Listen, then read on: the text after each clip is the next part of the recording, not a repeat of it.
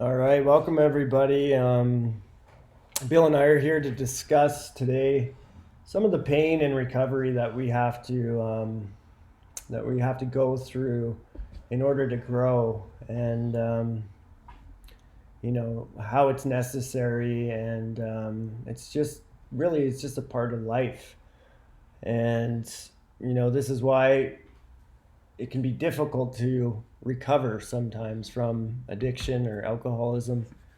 And we're just going to share some of our experience of the pains that we had to go through in order to become who we are today, and kind of what we've learned from it. And yeah, I'm going to have Bill here explain some of the pains of growing that he went through in recovery, and we're going to have a discussion on that. Hey Tommy, good to be sitting with you again. Always is. Um, yeah, I think that's a great topic. I know in the literature it talks about the pains of drinking before sobriety, and it says the inner turmoil before serenity.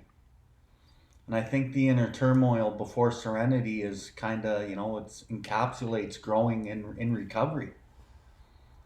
I finally burned down my life enough through the using process, get to get to a point where I'm just beaten so badly that I have no choices, and I kind of end up where I end up, and I'm in a meeting and don't really know what's happening, and don't really know that it's probably one of the greatest gifts in my life at the time. But through the darkness and the pain and the brokenness, it's just so hard to see that.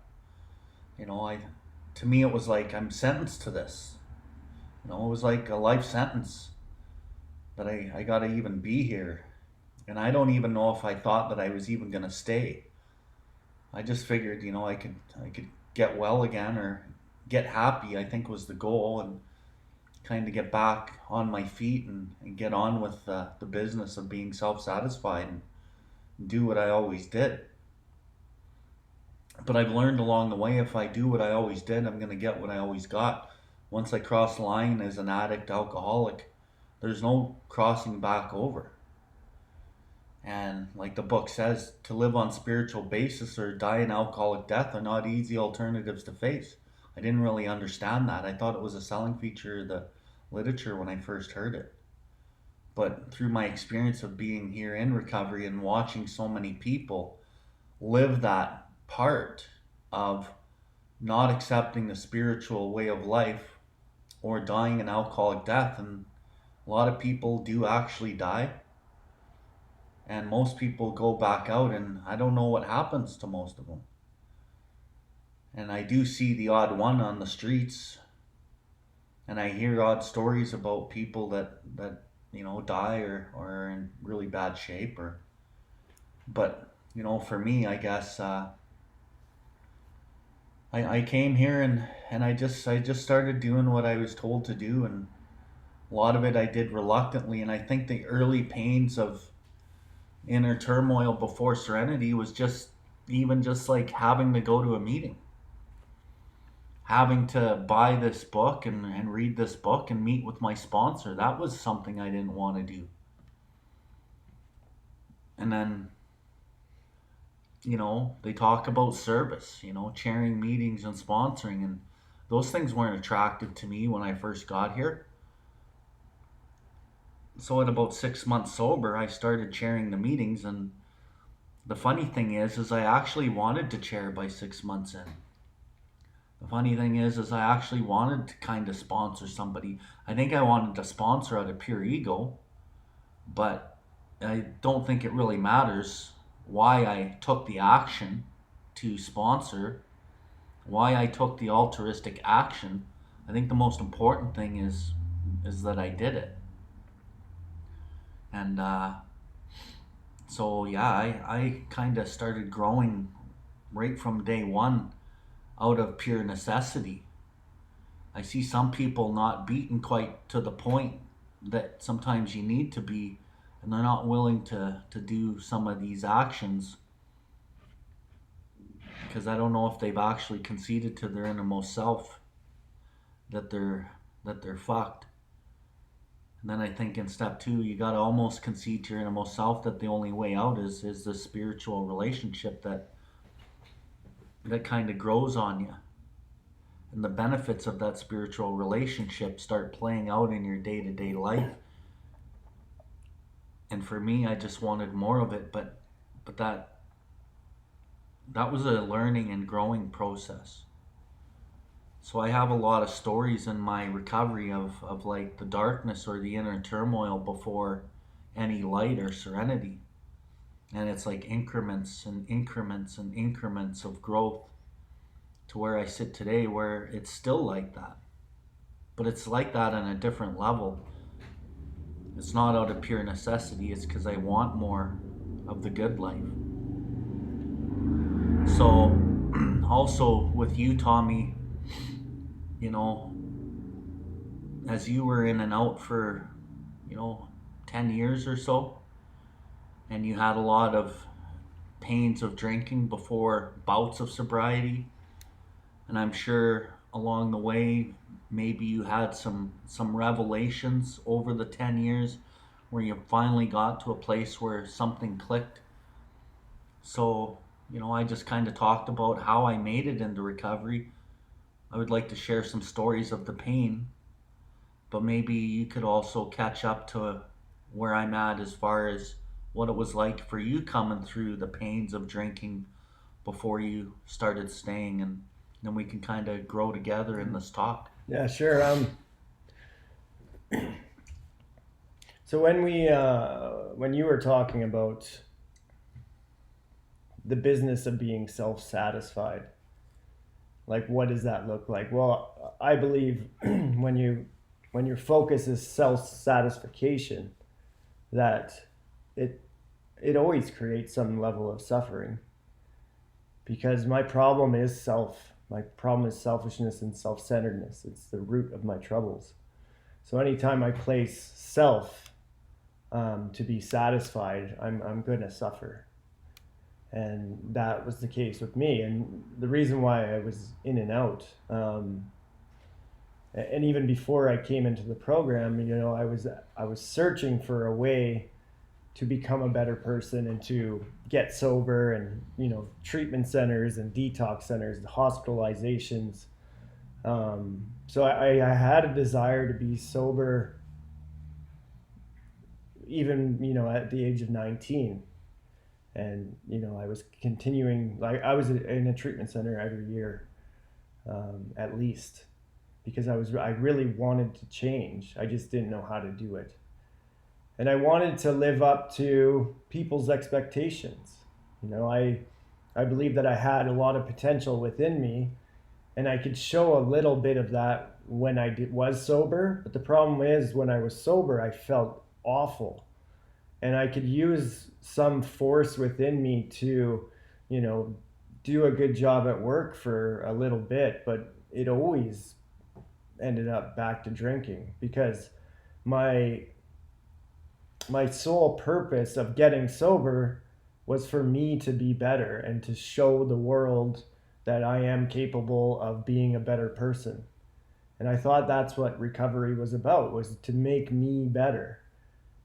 And I came into the program, and I start to learn that the only way I'm going to be better as a sober person is helping other people.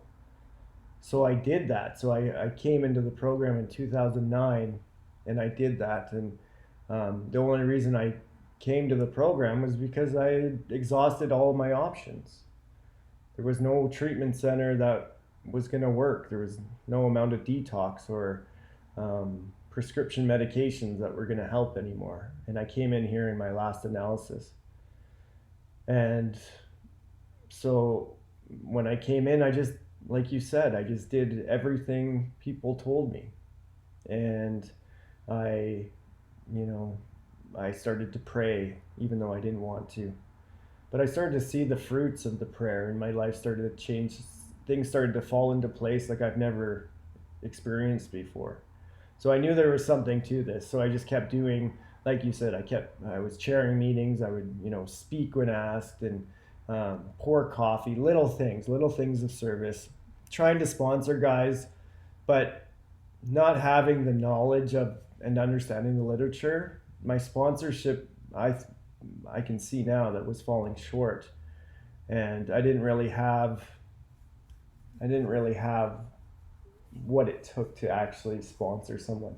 Because when you just read the words in the book, it doesn't really make a lot of sense, and I wasn't able to explain any of it, and I wasn't able to explain how it applied to my experience at all. And I was just kind of going through the motion, and it served me well, and I stayed sober for about 3 years. But about a year and a half sober of doing service and doing everything, my life started to get really good really quick. And then my desire of being self-satisfied took over, and I started a business, and I was working a lot, and all of a sudden I'm in meetings, and my judgment and my opinion come back of everybody's doing it wrong. And guys like we are today, I would look at them as fucking fanatical, and like they're walking around with their big books and spitting out lines out of the big book that made no sense to me, and I just thought that was almost like a weakness, and I thought it was ego, and I had this judgment of these people actually working the program. And so I started in my alcoholic thinking, started to convince myself that I could do this thing differently, because look at me, I'm running a business, and I have a truck, and I have these things, and the things became more important than the program. And I went on this repetitive cycle of doing the same thing over and over again, expecting different results. And I'm very grateful and very fortunate that I had a glimmer of what the program could do in my life. So my relapses were pretty short lived. Some of them were like a day or two, but I needed relief. I needed relief from the way I felt sober. And just showing up at meetings gave me some relief, but it wasn't enough to sustain the rest of the week. Because if I'm showing up at a meeting once a week, it's not enough. It's a little bit of relief. And I remember, just being crazy at home, and just having 2 young kids, and my wife craving attention that I can't give her because I'm disconnected. And the guilt and the shame of not being able to be the husband that she deserved, and literally incapable because of that disconnection. I just carried that guilt and shame with me, and I didn't know how to be any different than I was, so I threw myself into work. And I continued to do that, and I didn't change anything. I was chairing a meeting for a long time. I hosted a meeting at the hospital, and that was the extent of my recovery. And I kept thinking that as I went out and came back, and I would always come back because I knew this worked, because it had worked for me. So that was my hope.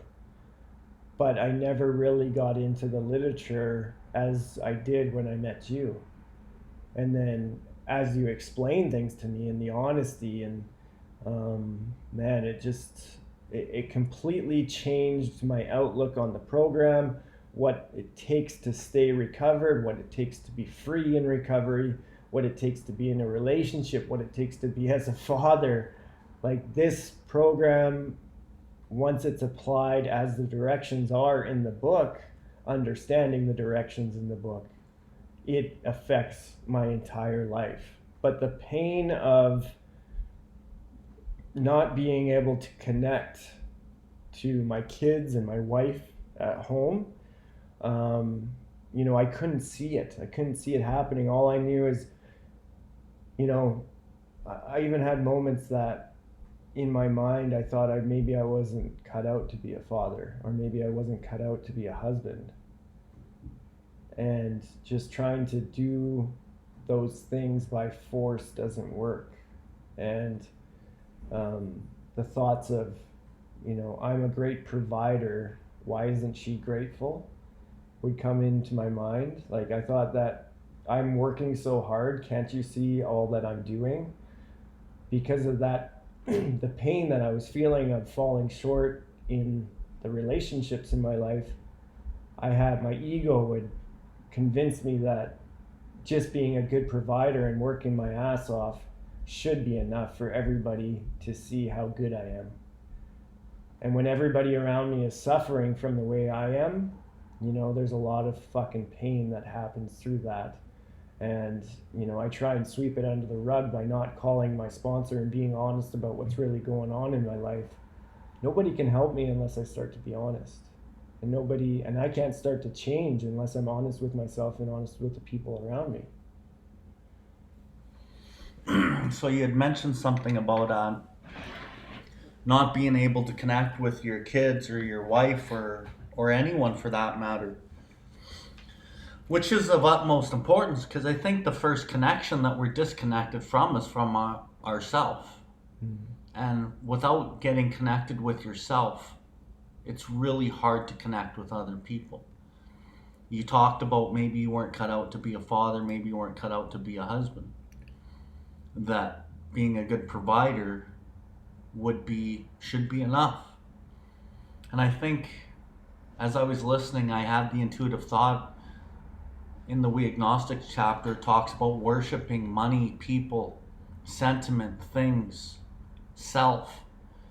And a lot of these worships that we have are like societal belief systems. And one of the societal belief systems is, being a good provider should be enough.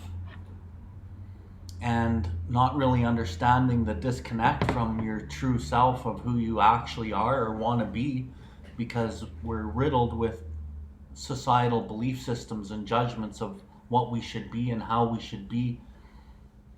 And we try to live up to, like you said earlier, other people's expectations of who we're supposed to be. And we don't actually honor our own truth and our own consciousness, which creates great inner turmoil on the inside. So through the step work that you and I have done, and many people have done, and many people don't do, but we've done it, we get to look at the actual reasons why we cause our own failure. And a lot of that, I'm not going to say is our fault because it's been entrenched in us, but we get to at least start seeing the glimmer of these things through the 4 and the 5. And we get to start trying to change in the 6. And through this process, like the 6 is kind of what we're talking about today. The inner turmoil before serenity. What kind of things happened that were really painful that actually on the other side were great aspects of building my character. So I'm going to go into a story when I was just first new in recovery. And I didn't really believe in God. Wasn't sure if I really wanted all this stuff. But the hook for me in this program was I heard my sponsor, he wasn't my sponsor at the time, but he spoke at a speaker meeting. And then I connected with him. And I can look at it now, and it wasn't from the mind. I didn't connect from the mind. I connected from the heart. And everything he was saying, I felt. Our stories were different, but the stories were the same. And I connected with him, and I was so scared to ask this man to sponsor me. I was probably 2 months into the program by this time. But it wasn't actually the program, it was just meetings. But I went up to this guy after he was done speaking. I asked him to be my sponsor, and he gladly said yes. And then I started working with this guy, and about 2 or 3 weeks into this relationship, as I was meeting him once a week, I was trying to live and trying to just go to meetings and trying to stay sober and get rid of the obsession, which was constant. But because I think I had a deep willingness to change, I just kept going to meetings. I kept reaching out to my dad. I kept reaching out to my sponsor. And I had lost my house, and I lost the family, and I'd lost my business, and I was pretty much homeless. I was living on a trailer on my foreclosed property with no heat, plugged into power that I couldn't pay for. And I knew there was a check coming from an insurance thing that happened at our house from a flood. And the check was for $47,000. And like a lot of my guilt and shame, it just said, you know what, just let my ex-wife have that check. Except for I needed a little bit of it. I needed to get on my feet. I needed to get my truck running. I needed to get it out of the garage and start trying to do something. All I had left was this truck. But I couldn't get it out of the shop because I owed $6,000 or $7,000 and it wasn't insured or registered. So I needed about $9,000.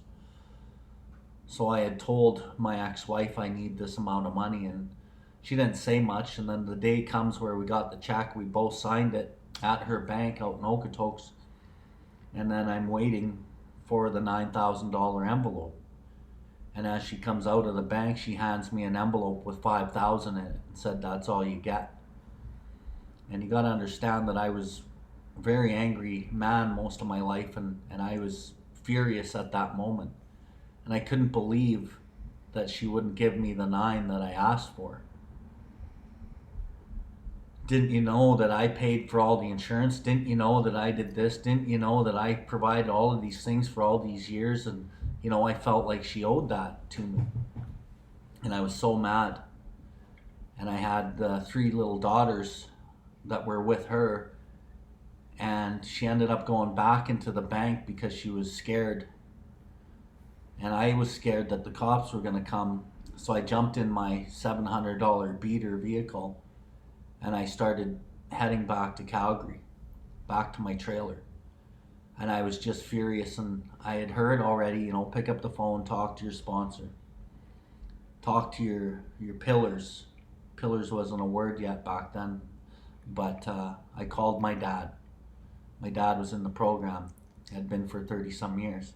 And I told him the story. I told him what had happened, and I wanted him to co-sign my shit and agree with me. But he did not. He asked me if I had prayed for her, and I was, I hated that response. I wanted a tangible solution to my problem, and prayer wasn't a tangible solution. Like, to me, this prayer thing was just part of this cockamamie theory of what the program had, and that was just one of the things, and I didn't really understand. And so I was pissed off at my dad for suggesting that, because I wanted a real solution, a material world solution. And then I hung up with my dad and I called my sponsor. And I'm also looking for validation. I'm looking for him to kind of pat me on the back and say it's okay and all these kinds of things. And he did not do that. He asked me first, point blank, "Did you pray? Have you prayed for her?" And I'm like, "No." And I was getting agitated again. And he's like, "You got to pray for her. You got to turn your attitude towards this higher power thing." And I was just like, "Are you fucking kidding me? Fucking 0 for 2? And I didn't have a choice. The thing with this program is I had nowhere else to go, like Tommy mentioned earlier. I didn't have another place. I postponed and evaded this self-imposed crisis for years until I was backed into this corner where I couldn't do anything else. I was squarely confronted with this question of God and faith in this program, and I couldn't skirt around it anymore. So I had nowhere to go. So I conceded and I said, "You know what, self, you got to pray." So I prayed, and it was reluctant. And I don't know how much I felt it. I just did it because I had nothing else to do. So I prayed, and I prayed for a couple days, and I prayed for her. And then 2 or 3 days into these prayers for her, I woke up one morning in my trailer and I realized, holy shit, I've forgiven her. I actually forgave her. And I feel okay. And I was so fucking amazed at how I felt and what that had done to me, that was the first little glimmer of this God thing that might be able to work in my life. And at that point, I wouldn't call it God. I would only call it higher power, because I had a prejudice against the word God. But I was amazed. And that opened up the door for me for more of this type of attitude, more prayer, more whatever this was. And it really kicked the door open a bit for me. And that was like just a magical kind of experience, because resentment and anger to me, 3 strikes, you're fucking out. And then this time it was different. So then I just carried on and I kept doing some things, and you know, that was my first glimmer of God in my life. And yeah, there's more. There's more. What do you got, Tom? Well, there, yeah, it says that, God doesn't make too hard of terms to those who seek Him. And I think that's so important, that because I don't know how to do that when I get here. I have no idea what everybody's talking about. I can see that everybody's happy and their life has changed. But I really don't know what seeking God looks like at all. And you just explained it. And really, it just starts by listening to somebody else tell you what to do.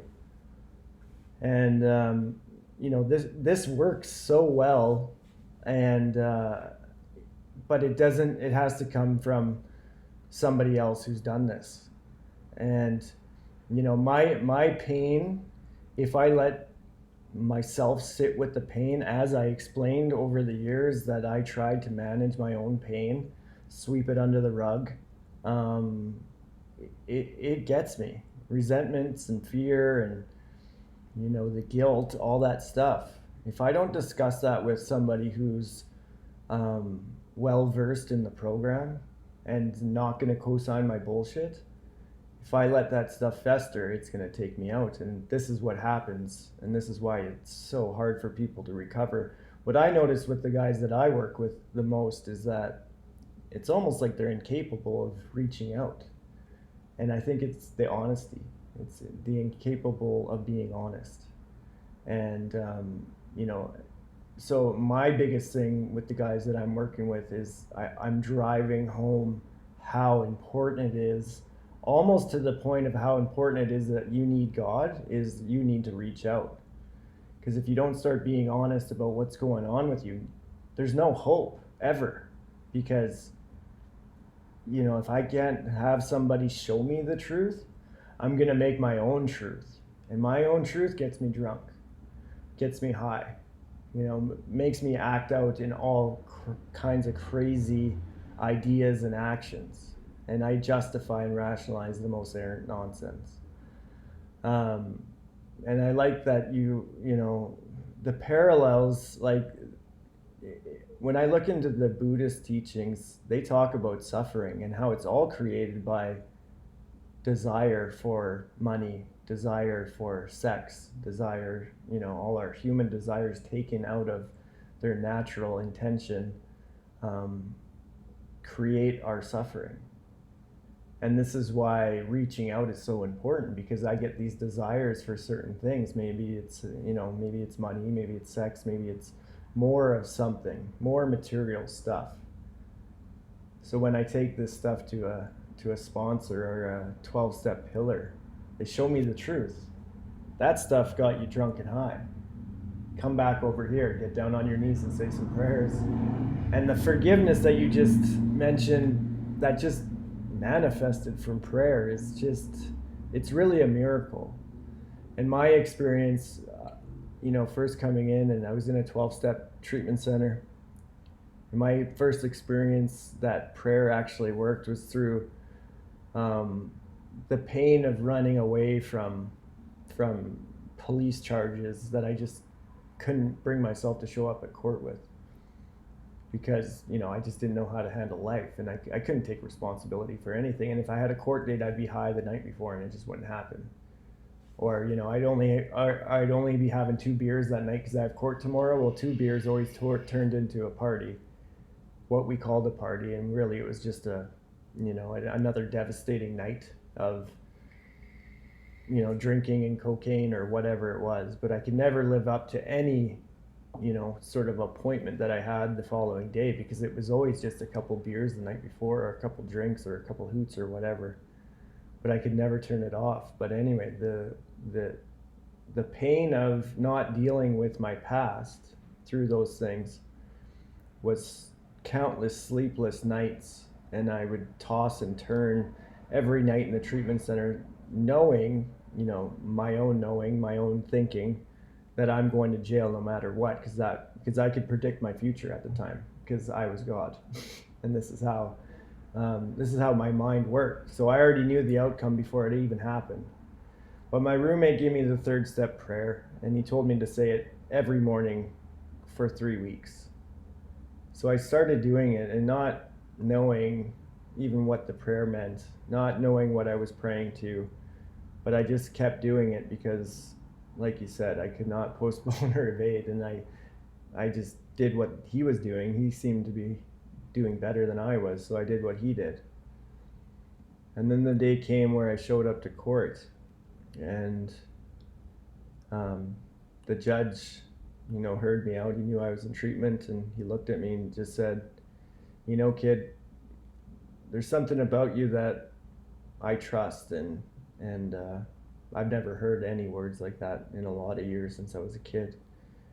There was something about me that he could see that I meant business, and that I was trying. And he gave me 2 years probation and said, kid, if you screw this up, I'm going to hit you with the book and you're going to jail for 3 years. And in that moment, it was like, holy shit, like something's happening here. Because I had never been cut any breaks. I was, I usually, if I was in court, if I made it to court, I was in pretty rough shape, and, I never got any breaks for sure. But at that moment, that was like, holy crap, like God threw me a bone at that moment, and things really started to change. And that's when I really threw myself into the program, and started getting into service. And I was the communication with professional centers rep, and I was doing all the things. And then unfortunately, I let my desires be more important than helping other people. But yeah, that was my first experience where I thought that there was something to this.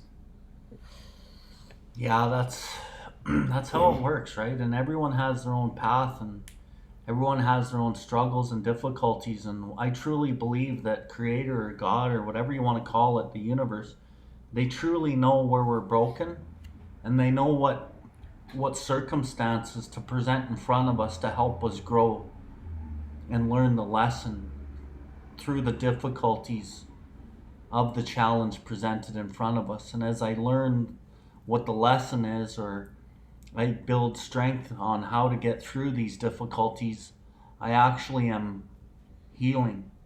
And I believe the program is a program of healing.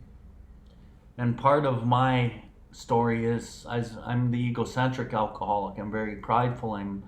I want to be the best, and I want to show you what I can do and how much money I have, or at least how many trucks I have, how many trucks can I get out there with my name on it, and just really show everybody, from where I came from, look at me. And I remember when I started my business, I was about 24. I worked that business really hard for a few years, and I remember getting hired by a bunch of companies, and one of the companies had me on site, and it was in the winter. It's probably minus 20, 25 outside, because I ran a ground frost removal company. And I would look outside of my truck at these laborers working for this one company, and I would just feel this pity for them. I felt like, holy, you guys have it rough. You're outside pulling these pipes, walking in your snowsuits, shoveling out the snow out of these 6-foot ditches, and just, I felt pain for these guys, because a lot of them were grown men having to do these really like tough jobs. And I remember thinking, fuck, I'm glad I don't have to do that. And then fast forward 20 years, when I get into recovery, I didn't have any work for the first while, and I finally got to move out of my trailer because winter was coming. It was September or so, and I knew October is usually cold, November is really cold, and December is pretty much winter. So I'm like, okay, I gotta start working. and I didn't have a job. And I had called around to some of my old contacts who didn't know what had happened. And I touched base with the owner of this company. And I said, "Do you have a job for me?" And he said, "Yeah, sure." And I was kind of looking like maybe I could run a piece of equipment, or maybe I could, be a foreman, or, make a few extra bucks because I knew the person, and I had some other qualities and skill sets that would allow me to make a couple more dollars. So the gentleman said, "Yeah, we can hire you." He says, "But you have to be a laborer." He says, "What I'll do for you, because I know you, is I'll pay you $5 more an hour." And I didn't have any other choices, right? And I believed, okay, well, this is what I have to do right now. I had child support to pay, and I had rent coming up because I was just moving into a new basement suite apartment. And I took the job. What was the job that I got? It was the exact job that I saw 20 years earlier, that I felt the pain for these men that they had to do that. And this job humbled me. Out there in minus 20, 25, walking through the ditches, shoveling the snow, pulling the pipes, and doing a lot of these things. And now I'm 40 some years old doing this. And I was making only $25 an hour. And it was barely enough to make all my ends meet. Like, I swear, I didn't eat hardly anything. I just paid my bills, and I got up every morning. And another thing is, I had to get up at 4:30 in the morning, 5 in the morning. I had to be at work by 6, and it was usually quite a drive. And that was another thing I hated. And the other thing about this story that I hated is I was driving a $500 beater. I'm used to making $10,000 or $15,000 a month clear for, the previous 15, 20 years. I'm used to driving $80,000, $90,000 1-ton Laramie beautiful trucks. And I'm used to the respect of being the boss. And now I'm humble driving a 2000 Grand Prix that I bought for $500. I'm humbled by having to walk through these ditches. I'm humbled by being told what to do, and my authority life is now gone, and I'm now a listener, and I have to do what you tell me to do. But what did I learn through that? I learned humility through the groveling despair, and humbled through pain. I got up every morning and I prayed and I thanked God for this job because it was all I had. I prayed and I thanked for this car because it was all I had. And as I got more into my job, I got more respect, and I started getting a little bit better positions, although I was still always a laborer. But I always say cream rises to the top, and part of step 6 is I don't just live step 6 and try to change only in the rooms. I had to try to change, and some of the change was forced upon me through this challenge. And through this challenge of this career thing, if you could call it that, it helped me grow. It helped me see some truth. It helped me get humble. And it helped me get to the next step of the learning and the teaching that my Creator had for me. And all I really wanted was to get my career back. And that was kind of where I was going. But I didn't know how this was going to look, and I had a lot of fear that it might never come back, because look where I am right now. And I had lost respect of a lot of people based on what I had done in my burning down of my life.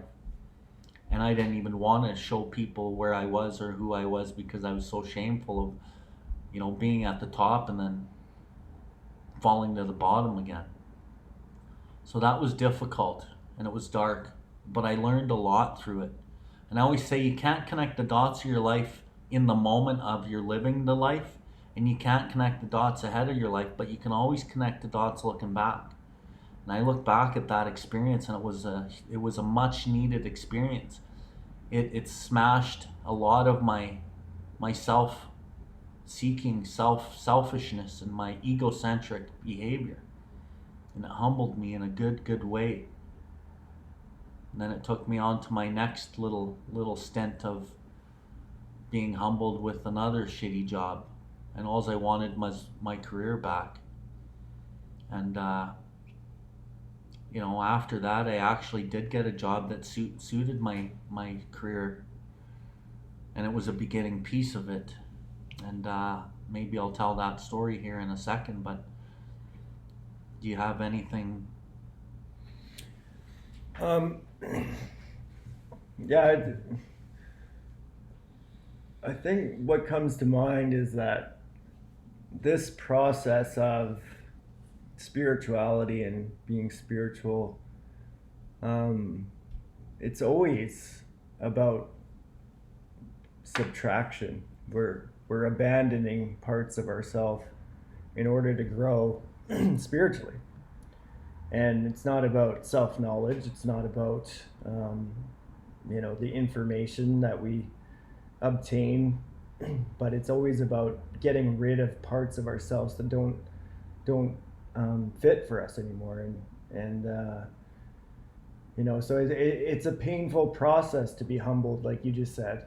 Um, I my experience was just, again, like similar to yours. A buddy of mine, I had some experience in framing houses in early recovery, and so a buddy of mine, he was framing houses, and it was actually the perfect job at the time for me because I had enough experience to do the job well. And I was working with a sober guy, and he actually was my sponsor, and he's a good friend of mine today. But yeah, I worked for him for $17 an hour for I don't know how long, maybe a year and a half before I started the company in sobriety. But I remember just looking and watching him because he had a crew of 5 guys, and the jealousy that would happen, and so every day was like you said, we worked in the rain, we worked in the snow, there was one day we worked in minus 39 out in Canmore, working on a roof. It's like just the insanity. But I remember the jealousy and the envy starting to take over, and really not being motivated in the morning to do this stuff, but that's just what I had to do. And I was placed in a position to just kind of be a worker and be self-supporting, and that's what I needed at the time. And it's not always as easy as we just get sober and we just become these success stories or whatever the label of society's success is. But we have to start breaking down parts of ourselves so that we can start to be authentic. In the program, it's just like if it's understood and it's actually applied, we're going to start to understand who we are and what we do. And we're going to start to understand what beliefs we've developed over the years that have nothing to do with us, and we just believe them because we were told to believe them. And it's no wonder we're so full of inner turmoil when we have all these beliefs that don't fit who we are. And we start to enter from our head into our heart, and the heart tells us the truth. The heart tells us everything we need to know about ourselves. And that's that intuition or that gut feeling people talk about, where you go into a situation and it's just not right, but you do it anyway. And you go against who you are and what you believe in. And so this process has given me the opportunity to understand, well, even when I ran my company, and I ran it pretty successfully for about 10 years in construction, and we would build little boutiques like chiropractic centers and hair salons and things like this, and I had guys working for me. But the reality was, one of my beliefs was, my grandfather always said to me, stick to what you're good at and the bills will always be paid. And is life really about going to work and paying the bills? Is that all that there is to this? That's not a belief of mine. That belief comes from a guy who grew up in the 30s. And, once that idea was smashed, all of a sudden, I was put into a position of, I don't know anything. And from I don't know anything, I had to enter in and really rely on God for an answer that I didn't know about. And the 12 steps broke me down enough and got rid of enough parts about myself that I believed were of my own, where I entered into a place of, pure humility and relying on God. And then all of a sudden I woke up one day and decided this isn't what I want to do anymore. And how do you just change your career when you have 2 young kids? And, at the time I had spousal support and child support because of the decision I made to leave my family, because I let that thought of maybe I'm not cut out for this family, being a husband and being a father idea. I let that thought run too far, and I took it upon myself to leave my family. And then I met you, Bill, and we did that process of breaking down my beliefs and breaking down the old ideas. And I woke up and decided to change careers, and I ended up in a program for life coaching, because I knew that I had the experience and the knowledge of what a lot of people are suffering from, and I thought I could put that to good use. And this has been my direction since that point. But the humility of having to understand that, everything that society has taught me maybe might not be my truth anymore, and to go into a different direction and actually not be afraid of it, and I don't know, everybody around me was like, what are you talking about? Like, how do you just not continue to run your business? It's doing really well. And I just didn't have it in me to fake another day of, this is what I'm about. And this is who I am. I'm a general contractor, but that's not who I am. And I'm a person that wants to work with people and help people and, discover parts about themselves. And this process has completely changed my life for the better. I'm back with my wife. I'm having an awesome relationship with my kids and my wife and the rest of my family. And I'm able to be me today.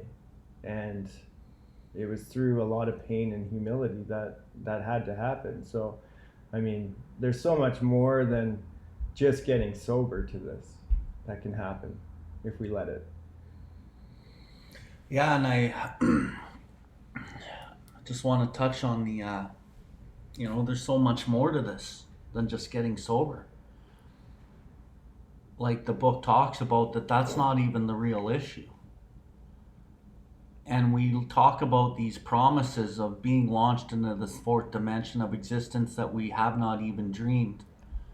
And I used to think, what a bullshit line. It talks about being reborn. And I used to think, what a bullshit line. But I had so many judgments and I had so many old ideas of what I thought, who I was and what I believed in, that of course I thought that about those lines. But in spite of myself, like yourself, I just kept doing what I was supposed to do. And through the difficulties and learning the lesson, not always willingly, but taking the action anyway, you come out of the other side always a bit better. And it talks about in the literature, spiritual values and character building had to come first. That these material possessions were not the sole end aim of life, although you and I both made these things the sole end aim of life. It's not just because we wanted to, we were taught that.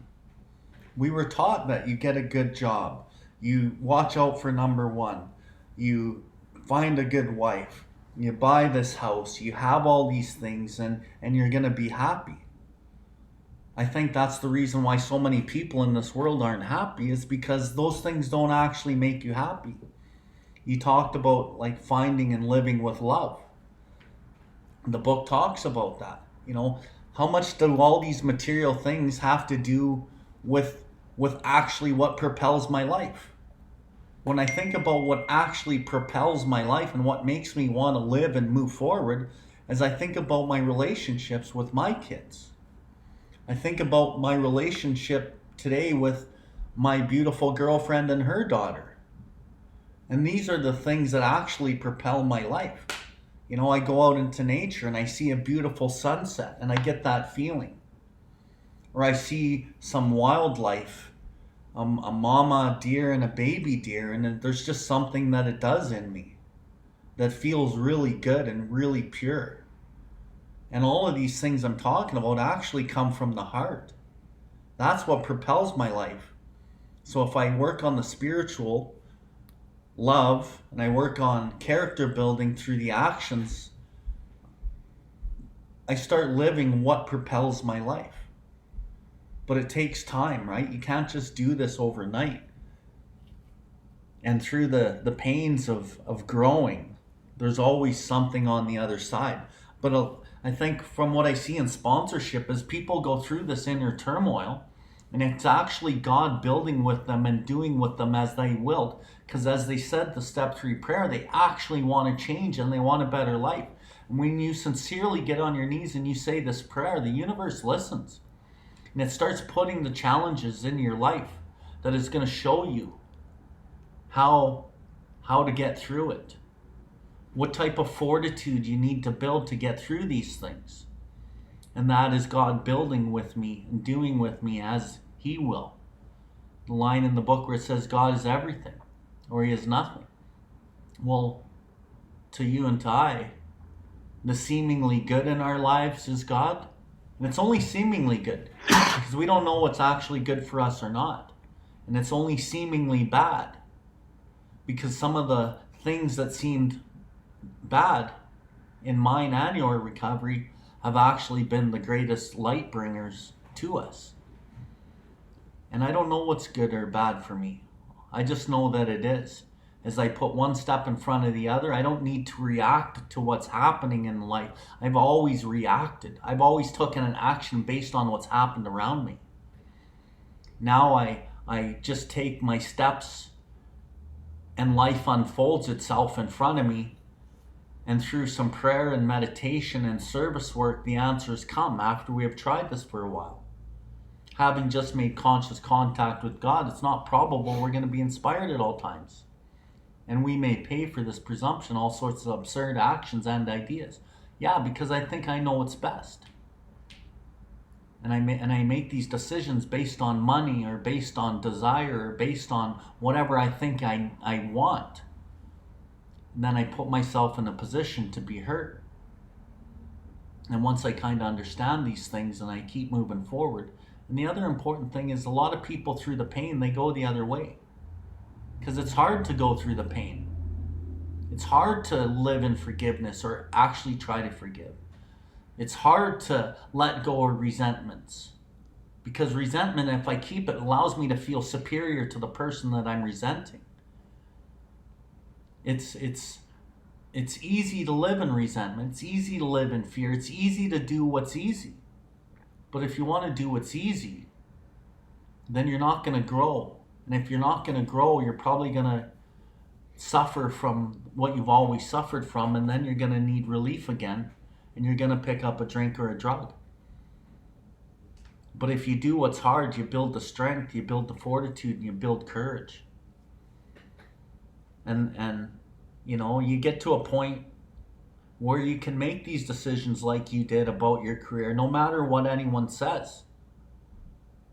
You can make decisions about getting back to your wife, no matter what anyone says or thinks. Why? Because you're in touch with yourself. You're connected to yourself.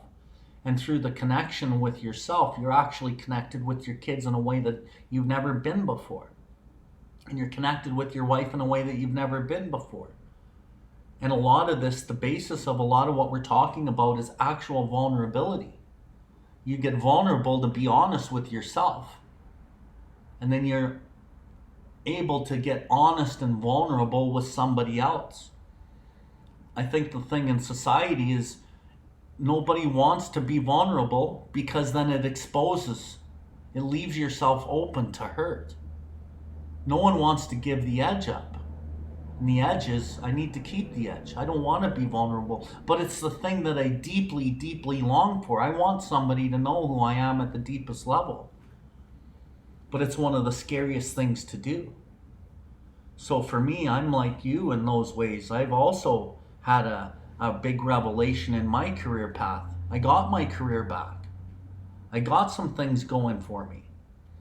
And then I was sitting there going, fuck, I don't want this. But I worked for the first 3 years of my recovery thinking that's all I wanted. But then I realized one day, all I want to do is help alcoholics and addicts and people recover from a spiritual malady and get this feeling that I got. Get in connection with truly who I am, my truth.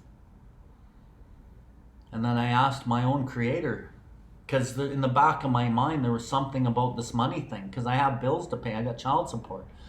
And I was worried about that if I go and just work for the people and creator, I don't know if my bills are going to get paid.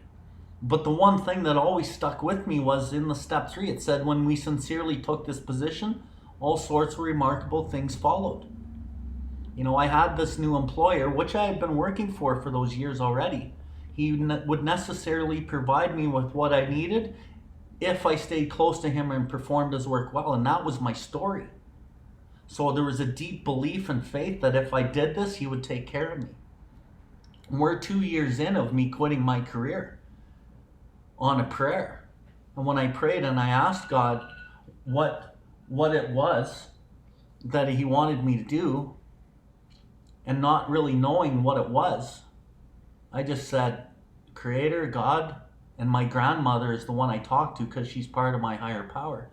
I asked her, what do you want me to do? Like, I think, is there going to be money in this, whatever it is I do? And then for the first time ever, my creator, my grandmother said to me, Billy, it doesn't matter if there's money. This is what you do. And you go do it. And then my decision was made. And I gave my notice at my job where I was making 6 figures. And then I've been just surfing on the graces of God for the last 2 years. And, you know, that's what brought us together too. And now we collaborate and we try to do things that are positive for the world. But there's so many of these experiences of pain and turmoil. And even today, like the last 4, 5, 6, 7, 8, 9 months has been some of the hardest pain I've ever experienced. But I believe God knew where I was broken. He's given me the challenges, and I've gotten through a lot of these challenges up to this point. And now he gives me new ones. Why? Because he wants me to let more go. And he knows what I can handle and when I can handle it, as long as I'm awake enough in my own life to see what's happening and what the lessons are. And I always got to remember, where can I be of maximum service to God and the fellows about me? And so that's kind of what I've always done with the career choices that I have made to this point. You know? I think one of the things that holds us back from change is what people think about us. And when you tap into your true self, that part of your heart that knows and doesn't have to tell you the story and convince you, then what other people think doesn't matter anymore. And that, I think, is society's biggest block today, is that we're trying to live up to other people's expectations. But I think we're going to wrap it up here today. And it was an awesome conversation, Bill. So basically, my direction today is helping people in recovery through recovery coaching and helping the families better understand what addiction is, how they can recover from the effects of the addict. And if you're in the Calgary area, I am doing in-home visits for the families that need help and direction, and maybe the people struggling with addiction or in recovery that need direction. And so you can visit me at table40coach.com. So that's table FOURTY coach.com. And you can see me on Instagram, table40.coach. And then on Facebook, my Facebook page is table40 coaching. And how can people find you, Bill? You can find me on my website if you Google billward.life. You can also find me at that same handle on YouTube, Instagram, Facebook, Spotify, Anchor, and yeah, and I also, I'm dedicating my life and my career path to helping others um, that suffer from the spiritual malady. I focus on alcoholics and addicts. I'm going to go into some corporate. I want to talk with businesses and really expose the truth about this illness and bring the truth to them so that they can start helping the people that work for them from a standpoint of humanity, not from the bottom dollar line. And I also really want to emphasize helping our First Nations brothers and sisters as they suffer a deep spiritual malady and bring the truth to what's happened and healing. And healing is kind of the name of the game, I think. And through helping and doing this for other people, I actually heal and get well myself. And I just want to touch on one last thing. You talked about that we can do things no matter what people think. And that is exactly true. There's a lot of people judging and condemning and doing a lot of different things in this world, and I just let them. It doesn't matter. I got my calling and purpose, and I walk forward, and you do too, and we let the chips fall where they may, and we don't need to combat it. We don't need to justify anything because we know our truth. And that's the name of the game here, I think, right? So, this was a really awesome chat, Tommy. We could have talked for hours about so many things. And let's do this more often. Yeah, you bet. So we'll be launching another cast next week as well. So come join us every week. Follow, like, whatever you have on your platform that you're looking at. We're going to be on, basically any podcast platform. So yeah, just get into it with us, and we'll keep bringing it. And next week is Gord P. Woo! Yeah, that's going to be. Gord is an awesome member, and the dude is just full of light and love. So make sure you catch that one too. We'll see you later.